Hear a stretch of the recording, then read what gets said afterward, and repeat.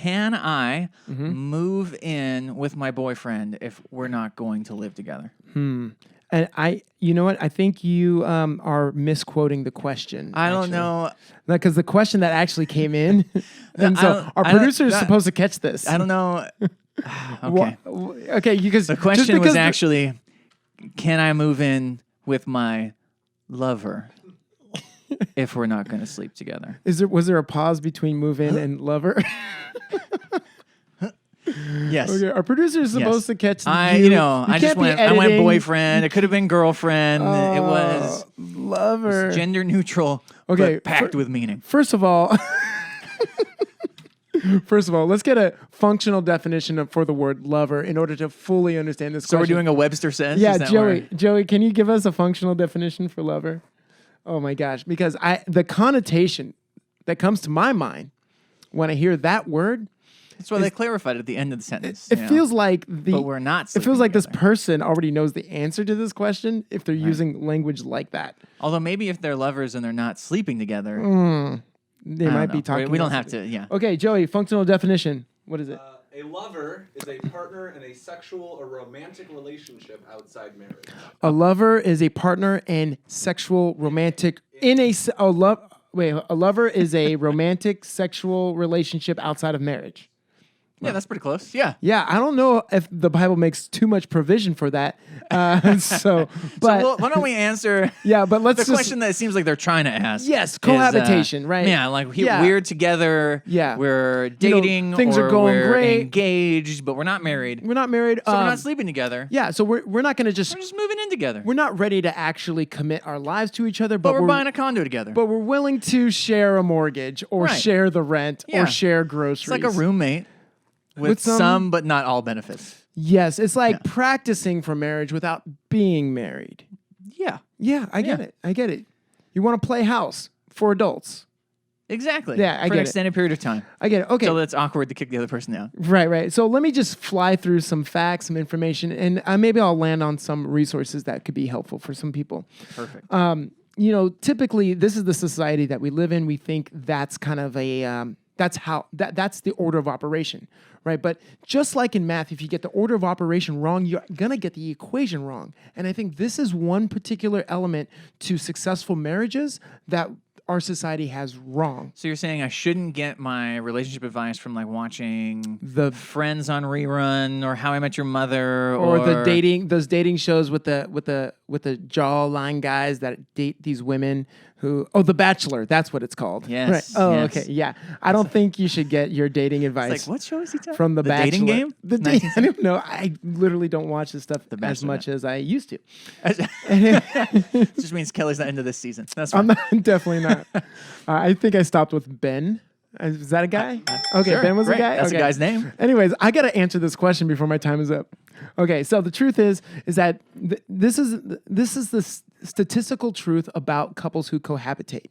Though we may think it's a good idea, but couples who cohabitate have a higher divorce rate than couples who don't cohabitate. Now, the divorce rate for couples who don't even cohabitate is already pretty high. This just adds an extra 50 to 80% chance that this marriage or this union will end in divorce. And a lot of these couples don't even make it to marriage.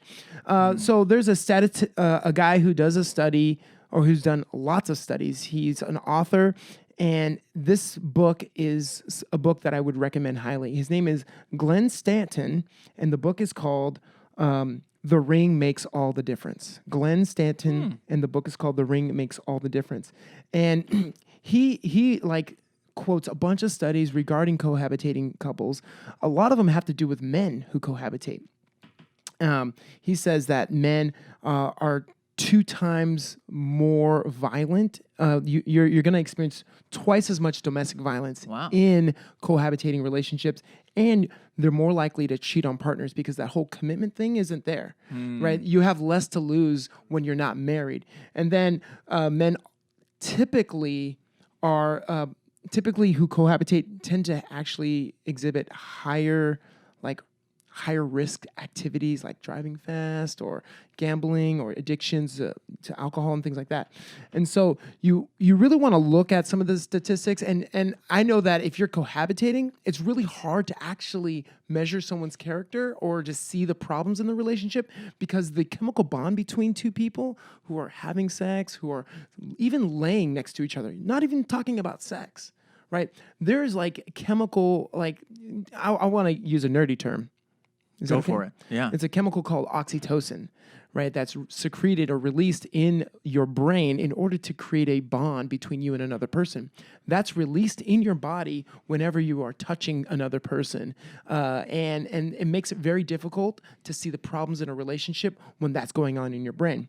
Now, there are actually 3 problems that I want to bring up, and then I'll bring up the biblical stuff. Is that cool? Yeah, let's go Or for do you it. have any questions so far? No, I'm good. Let's run through. All right, the first main problem with cohabitation is the expectation commitment, right? Guys typically who cohabitate are trying it out without committing. So they get the benefits of marriage without actually having to get married. Now, this is one expectation typically guys have towards cohabitation.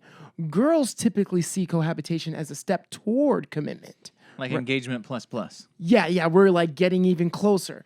But this is actually this expectation collide will actually carry over into whether they get married or not and cause even greater conflict. Number 2, there is a severe lacking in security, especially in women, because if the woman gets pregnant, there's no guarantee that the man is actually going to stay around.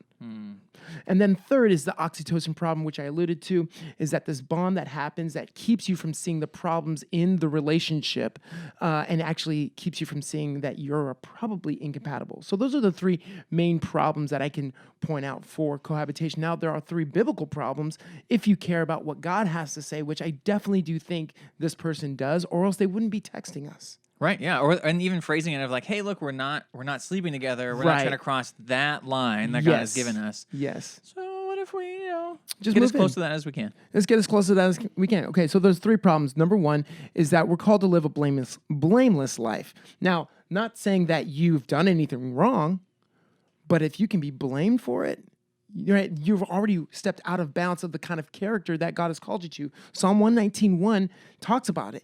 Blessed are those whose ways are blameless. Philippians chapter 2 even talks about it, is that Jesus right now is trying to create in you something that is blameless and pure.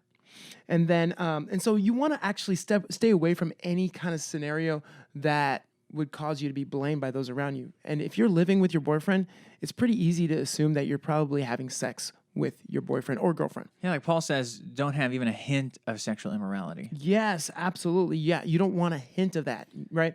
And I agree. So the second thing biblically, so the first thing is blameless. The second thing is to flee any lustful opportunity or flee temptation, right? 2 Timothy 2:22. It's really easy. It's just a bunch of 2s. You can memorize it yourself. It says, flee youthful lusts. 2 Timothy 2:22, right? Any type of lustful situation that we could be in, you want to run the opposite direction. You don't want to run towards it. And cohabitation is definitely a step in a direction where it's going to lead towards lust. And I'm talking about lust. I'm not even talking about actual sex with another person. I'm talking about having sex in your mind, which is the definition that I'm using to determine what lust is. And then third, so first you have blameless. Secondly, you have lust. And then third, you have giving permission to the Christian community around you. You don't want to accidentally give permission for other people to put themselves in a tempting, lustful, or blame-filled situation. Yeah, you're gonna go around telling everyone else like, no, we live together, but we're not sleeping together. Right. Like you're just gonna print up T-shirts, I guess, so that everyone knows like Well, I mean, people are just that going you're not trying to be an example, pointing the wrong direction. Yes, like yes, people are just gonna assume absolutely. that that's happening. And most of the time, people don't see themselves as an example. But here's the thing: people see your life. You're a walking billboard of the decisions that you make. Second Corinthians 6:3 says, "We put no stumbling block in the way of anybody." So we don't want to actually put a stumbling block in the way of somebody else by inadvertently giving somebody else permission to do these type of things as well. Yes. And then, so those are the big three. And if you're looking for more resources or you want to read up on this, you probably should pick up the book by Glenn Stanton, The Ring Makes All the Difference. Yeah, that sounds like a great book. I think ultimately, right in this area, marriage is the goal, and we get into trouble whenever we try to Circumvent. and get as close to the goal without actually getting there. And it's just even fascinating looking at some of these things that are mentioned in Glenn's book. That, like, of all the ways that just looking at life and the world. That illustrate that marriage is not just a rubber stamp, right? Marriage isn't just a way of saying, like, yeah, like now we're Like, oh, I checked the box. Yeah, like that there's something substantially different in the way that God has set marriage up to work when two people are truly committed to each other, that provides a level of safety and security and stability for a relationship that's different than just being in a dating relationship or being engaged or moving in, when you know that someone can bounce whenever they feel like that instability is so it's stability in the life of any functioning human being is such a high value. We don't realize how much we actually seek stability, both in our finances, in our occupation. It frees us up so much to be who we really are. Absolutely. And then also, I think the other side of it too is that we have this idea in our world that's like thrown around all the time as if there's a perfect relationship that you're going to find. And so you just need to test out every relationship until you find the right one that clicks. Yeah. But the real truth is all relationships are hard work. You don't need to live together with someone to know if you can be married to them. You just know that whoever it is you marry, there's going to be things you have to work out. Marriage is not like the end. It's not now you've finished the relationship and there's no more work. Like, there's a whole lot of hard work on the other side of marriage as well. And you're never going to find someone who you're in a relationship with that doesn't result in lots of hard work to be able to work together. Absolutely. I mean, and again, what maybe I should have mentioned that you brought up is the fact that marriage is the ultimate goal when it comes to dating. And so this cohabitating is either a way to avoid marriage or it's not setting yourself up for a successful marriage. In fact, there are very few things more detrimental to a happy, committed, long-term marriage than cohabitation, according to Glenn, and according to the statistics. And so I think if your goal, right, because having a goal will determine hopefully your actions. And I think what's really important to note is that the decisions that we make today will ultimately echo into our decisions or the life experience that we have tomorrow. And so if your goal is to have a committed long-term relationship that will last till one of you dies, till death do you part, then you don't want to do things like this that don't require that type of commitment. You know, the death do you part that there's no commitment for the other person to stick around if you get sick, or if they get sick, or you get pregnant, or somebody in your family dies and you don't have the support that you need, and they're on a vacation, and there's nothing there to actually hold on to as far as like a companionship that will weather the tides of the emotional roller coaster that we're on pretty much every day. And that's what marriage does. Yeah, that's great. Well said, Kelly. Thank you for sharing your response to that question with us.